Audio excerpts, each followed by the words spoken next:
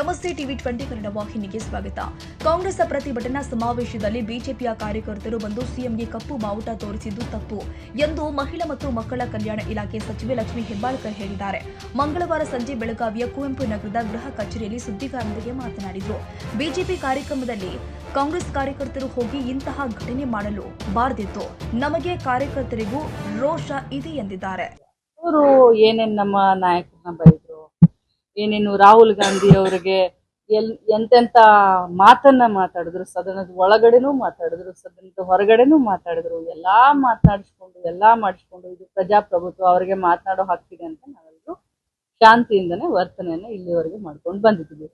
ಅತಿರೇಕಕ್ಕೆ ಹೋಗಿ ಮಾಧ್ಯಮದವ್ರು ತಾವು ಕೂಡ ನೋಡಿದೀವಿ. ನಮ್ಮ ಕಾರ್ಯಕ್ರಮವನ್ನ ಸುಮಾರು 20-25 ಸಾವಿರ ಜನ ಕಾರ್ಯಕರ್ತರು ಸೇರ್ಕೊಂಡು ಇಡೀ ಜಿಲ್ಲೆ, ಇಡೀ ವಿಭಾಗ ಮಟ್ಟದ ಕಾರ್ಯಕ್ರಮ ಮಾಡುವಂತದ್ರಲ್ಲಿ ಮಧ್ಯದಲ್ಲಿ ಬಂದು ನಿಂತು ಆ ಮಟ್ಟಕ್ಕೆ ಮಾಡ್ತಾರೆ ಅಂತಂದ್ರೆ, ಬಿಜೆಪಿ ಸಮಾವೇಶಗಳಲ್ಲಿ ಮಧ್ಯದಲ್ಲಿ ಹೋಗಿ ನಿಂತು ಕಾಂಗ್ರೆಸ್ನವರು ಒಂದು ವೇಳೆ ಆ ಮುಂದಿನ ದಿನದಲ್ಲಿ ಊಹಿಸ್ಕೊಳ್ಳಿ ಮಾಡಿದ್ರೆ ಈ ಬಿಜೆಪಿ ಕಾರ್ಯಕರ್ತರಾಗ್ಲಿ, ಬಿಜೆಪಿ ನಾಯಕರಾಗ್ಲಿ ನಮ್ಮ ಕಾರ್ಯಕರ್ತರನ್ನ ಸುಮ್ಮನೆ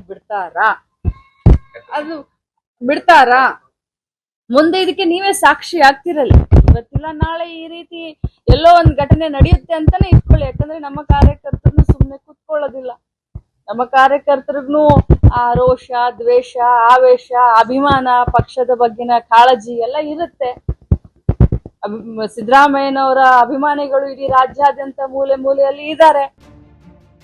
ಕನ್ನಡಿಗರ ಮೆಚ್ಚಿನ ನಿಮ್ಮ ಟಿವಿ 20 ಕನ್ನಡ ವಾಹಿನಿ ಇದೀಗ ಟಿವಿಯಲ್ಲಿ ಲಭ್ಯ. ಕರ್ನಾಟಕ ಮತ್ತು ದೇಶ ವಿದೇಶದ 360 ಡಿಗ್ರಿ ಸುದ್ದಿ ವಿವರವನ್ನ ಪಡೆಯುವುದಕ್ಕೆ ಟಿವಿ 20 ವಾಹಿನಿಯನ್ನು ಲೈಕ್ ಮಾಡಿ, ವಿಡಿಯೋಗಳನ್ನು ಶೇರ್ ಮಾಡಿ, ಕಮೆಂಟ್ ಮಾಡಿ, ಸಬ್ಸ್ಕ್ರೈಬ್ ಮಾಡಿ. HCN ಕೇಬಲ್ 842 ನಂಬರ್ನಲ್ಲಿ ಹುಕ್ಕೇರಿ ತಾಲೂಕು ಹಾಗೂ ಸಂಕೇಶ್ವರದ ಸುತ್ತಮುತ್ತಲಿನ ಹಳ್ಳಿಗಳಲ್ಲಿ ಲಭ್ಯ.